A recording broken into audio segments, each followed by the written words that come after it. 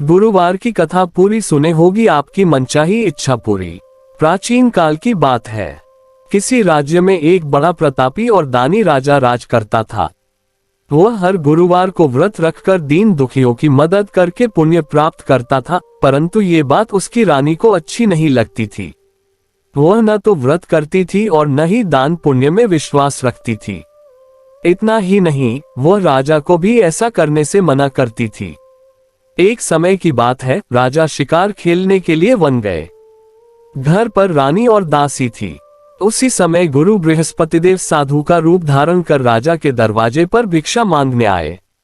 साधु ने जब रानी से भिक्षा मांगी तो वह कहने लगी, हे साधु महाराज, मैं इस दान और पुण्य से तंग आ गई हूँ। आप कोई ऐसा उपाय बताएं जिससे कि सारा धन नष्ट हो जाए और मैं आराम से रह सकूं। इतना सुनकर बृहस्पति देव ने कहा, हे देवी, तुम बड़ी विचित्र हो। संतान और धन से कोई दुखी होता है। अगर अधिक धन है तो इसे शुभ कार्यों में लगाओ, कुंवारी कन्याओं का विवाह कराओ, विद्यालय और बाग बगीचे का निर्माण कराओ, जिससे तुम्हारे दोनों लोग सुधरे। परंतु साधु की इन बातों से रानी को खुशी नहीं हुई। उसने कहा कि मुझे ऐसे धन की आवश्यकता नहीं है जिसे मैं दान दूं और जिसे संभालने में मेरा सारा समय नष्ट हो जाए। तब साधु ने कहा, अगर तुम्हारी ऐसी इच्छा है तो मैं जैसा तुम्हें बताता हूं तुम वैसा ही करना। गुरुवार के दिन तुम घर को गोबर से लीपना, अपने बालों को पीली मिट्टी से धोना, राजा से हजामत बनाने को कहना, भोजन में मांस मदिरा का प्रयोग करना, कपड़े धोबी के यहाँ धुलने देना। इस प्रकार 7 बृहस्पतिवार करने से तुम्हारा समस्त धन नष्ट हो जाएगा। इतना कहकर साधु के रूप में बृहस्पति देव अंतर्ध्यान हो गए। साधु के अनुसार कही बातों को पूरा करते हुए रानी को केवल 3 बृहस्पतिवार ही बीते थे कि उसकी समस्त धन संपत्ति नष्ट हो गई। भोजन के लिए राजा का परिवार तरसने लगा। तब एक दिन राजा ने रानी से बोला कि हे रानी, तुम यहीं रहो, मैं दूसरे देश को जाता हूँ, क्योंकि यहाँ पर सभी लोग मुझे जानते हैं, इसलिए मैं कोई छोटा कार्य नहीं कर सकता। ऐसा कहकर राजा दूसरे देश चला गया। वहां वह जंगल से लकड़ी काटकर लाता और शहर में बेचता। इस तरह वह अपना जीवन व्यतीत करने लगा। इधर राजा के परदेश जाते ही रानी और दासी दुखी रहने लगी।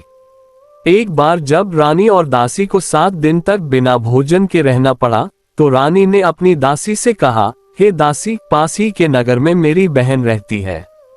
वह बड़ी धनवान है। तू उसके पास जा और कुछ ले आ, ताकि थोड़ी बहुत गुजर बसर हो जाए। दासी रानी की बहन के पास गई। उस दिन गुरुवार था और रानी की बहन उस समय बृहस्पतिवार व्रत की कथा सुन रही थी। दासी ने रानी की बहन को अपनी रानी का संदेश दिया, लेकिन रानी की बड़ी बहन ने कोई उत्तर नहीं दिया। जब दासी को रानी की बहन से कोई उत्तर नहीं मिला तो वह बहुत दुखी हुई और उसे क्रोध भी आया। दासी ने वापस आकर रानी को सारी बात बता दी। ये सुनकर रानी ने अपने भाग्य को कोसा। उधर रानी की बहन ने सोचा कि मेरी बहन की दासी आई थी, परंतु मैं उससे नहीं बोली, इससे वह बहुत दुखी हुई होगी। कथा सुनकर और पूजा समाप्त करके वह अपनी बहन के घर आई और कहने लगी, हे बहन, मैं बृहस्पतिवार का व्रत कर रही थी। तुम्हारी दासी मेरे घर आई थी, परंतु जब तक कथा होती है तब तक न तो उठते हैं और न ही बोलते हैं, इसलिए मैं नहीं बोली। बताओ दासी क्यों आई थी? रानी बोली, बहन, तुमसे क्या छिपाऊं, हमारे घर में खाने तक को अनाज नहीं है। ऐसा कहते कहते रानी की आंखें भर आई। उसने दासी समेत पिछले 7 दिनों से भूखे रहने की पूरी बात अपनी बहन को बता दी। रानी की बहन बोली, देखो बहन, भगवान बृहस्पतिदेव सबकी मनोकामना को पूर्ण करते हैं। देखो, शायद तुम्हारे घर में अनाज रखा हो। पहले तो रानी को विश्वास नहीं हुआ, पर बहन के आग्रह करने पर उसने अपनी दासी को अंदर भेजा तो उसे सचमुच अनाज से भरा एक घड़ा मिल गया। ये देखकर दासी को बड़ी हैरानी हुई। दासी रानी से कहने लगी, हे रानी, जब हमको भोजन नहीं मिलता तो हम व्रत ही तो करते हैं, इसलिए क्यों न इनसे व्रत और कथा की विधि पूछ ली जाए, ताकि हम भी व्रत कर सकें। तब रानी ने अपनी बहन से बृहस्पतिवार व्रत के बारे में पूछा। उसकी बहन ने बताया, बृहस्पतिवार के व्रत में चने की दाल और मुनक्का केले की जड़ में अर्पित करें तथा दीपक जलाएं, व्रत कथा सुने और पीला भोजन ही करें। इससे बृहस्पति देव और भगवान विष्णु प्रसन्न होते हैं। व्रत और पूजा की विधि बताकर रानी की बहन अपने घर को लौट गई। 7 दिन के बाद जब गुरुवार आया तो रानी और दासी ने व्रत रखा। वह घुड़साल में जाकर चना और गुड़ लेकर आई। फिर उससे केले की जड़ तथा विष्णु भगवान की पूजा की। अब पीला भोजन की चिंता को लेकर दोनों बहुत दुखी हुई। चूंकि उन्होंने व्रत रखा था इसलिए बृहस्पति देव उनसे प्रसन्न थे। वह एक साधारण व्यक्ति का रूप धारण कर 2 थालों में पीला भोजन दासी को दे गए। भोजन पाकर दासी प्रसन्न हुई और फिर रानी के साथ मिलकर भोजन ग्रहण किया। उसके बाद वह सभी गुरुवार को व्रत और पूजा करने लगी। बृहस्पति देव की कृपा से उनके पास फिर से धन संपत्ति आ गई, परंतु रानी फिर से पहले की तरह आलस्य करने लगी।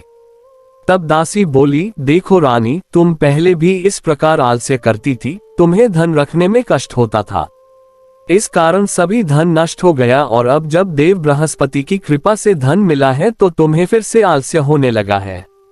रानी को समझाते हुए दासी कहती है कि बड़ी मुसीबतों के बाद हमने ये धन पाया है, इसलिए हमें दान पुण्य करना चाहिए, भूखों को भोजन कराना चाहिए और धन को शुभ कार्यों में खर्च करना चाहिए। इससे तुम्हारे कुल का यश बढ़ेगा, स्वर्ग की प्राप्ति होगी और पितृ प्रसन्न होंगे। दासी की बात मानकर रानी अपना धन शुभ कार्यों में खर्च करने लगी। इससे पूरे नगर में उसका यश बढ़ने लगा। बृहस्पतिवार व्रत कथा के बाद श्रद्धा के साथ आरती की जानी चाहिए। इसके बाद प्रसाद बांटकर उसे ग्रहण करना चाहिए।